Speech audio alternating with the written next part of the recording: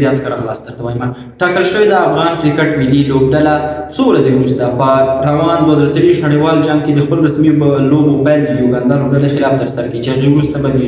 نیوزیلینډ د پی ان جي او د کوربه ویسټ انډیز لوبډلې خلاف هم میدان ته ښکته شي. خو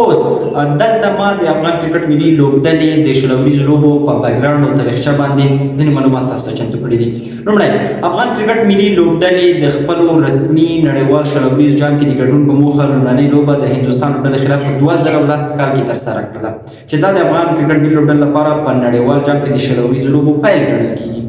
افغان لوبډلې خپله لومړنۍ بریا په 2014 کال کې د هانګکانګ لوبډلې خلاف ترسره کړله او د دې ترڅنګ افغان کرکټ ملي لوبډلې په شپږو نړیوال جامونو کې ګډون لا ترلاسه کړی ده چې له 2010 2012 2014 2016 2021 او وروستی هم 2022 نړیوال جام 2021 نړیوال جام چې د کورونا وایرس له امله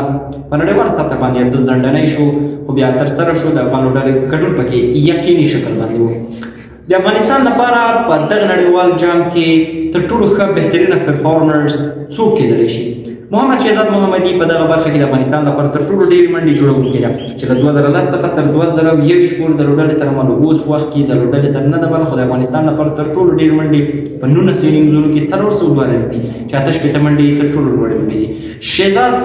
هغه لوبغاړی ده چې تر اوسه پورې د منډو په قطار کې لومړنی مقام لري. بله خواته افغان سوپرسټار او نړیوال برانډ راشد خان د افغانستان لپاره تر ټولو ډېرې ګټلې دي چې په 2014 نړیوال جام کې د خپل لومړنی ورلډ کپ ولوبولو او په 15 لوبو کې 23 وکټې او د 4 وکټو ترلاسه کول د 9 منډو په مقابل کې د تر ټولو بهترینه بولینګ ده. یقینا دغه 14 کلن سفر حتما له ځان څخه لوړې ژورې او ښې او ترخې خاطرې لري. یو له هغه خاطرو څخه چې د افغان کرکټ ملي لوبډلې لپاره نه هېرېدونکې شیبه وه هغه په 2014 ورلډ کپ کې د هماغه کال چمپیون لوبډلې خلاف باندې د شپږو منډو په مقابل کې بریا ترلاسه کولو چې محمد نبي وروستی ور ترسره کړ او هغه بریا یې د افغانستان په نوم باندې ونوموله. 2014 کال کې د هانګکانګ خلاف لومړۍ بریا د هم یو تاریخ جوړونکې بریا وه ځکه د شل ورځو لوبو په قطار کې بیا د ورلډ کپ په فورماټ کې د افغانستان لپاره لومړۍ بریا وه. هغه څه چې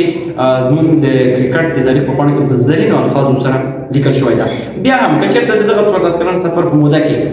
تاسو کومې خاطرې له ځان سره لرئ او دغه لوبې مو تعقیب کړې وي کومې ترخې خاطرې کومې خوږې خاطرې له ځان سره لرئ